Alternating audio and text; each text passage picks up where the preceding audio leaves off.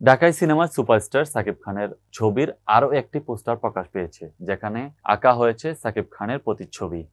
নিচে নাম লেখা হয়েছে দুলু, যাকে জীবিত বা মৃত ধরিয়ে দিতে পারলে দেয়া হবে লাখ টাকা পুরস্কার। এর আগে গত বছরের শেষে প্যান ইন্ডিয়ান সিনেমা দরদের শুটিং শেষ করেছেন ঢাকাই চলচ্চিত্রের শীর্ষ নায়ক সাকিব খান। চলতি মাসেই মুক্তি পেয়েছে এই সিনেমার ফার্স্ট লুক, যেখানে বিধ্বংসী সাকিবের দেখা মিলেছে। বোঝা যাচ্ছে দরদ সিনেমারই কোনো একটি গল্পের অংশ এই পোস্টার, যেখানে সাকিব খানকে দরিয়ে দেওয়ার মতো কোনো ঘটনারই গল্প পর্দায় দেখা যাবে।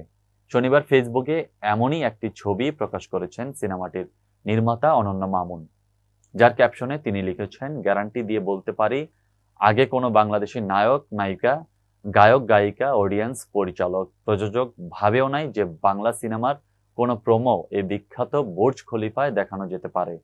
এটা স্বপ্ন ছিল সবার কাছে, আর সাকিব খানকে দিয়েই বাস্তবে পরিণত হচ্ছে। 3 মিনিটের জন্য বুর্জ খলিফা হবে দরদের জন্য, দেখানো হবে 5 ভাষার প্রোমো। এটা দিয়ে শুরু মধ্যপ্রাচ্যে বাংলা সিনেমার নতুন করে ব্যবসায়িক যাত্রা। প্রসঙ্গত, বাংলাদেশ ও ভারতের যৌথ প্রযোজনায় দরদ সাকিব খানের প্রথম প্যান ইন্ডিয়ান সিনেমা। এখানে সাকিবের বিপরীতে অভিনয় করছেন বলিউডের সোনাল চৌহান।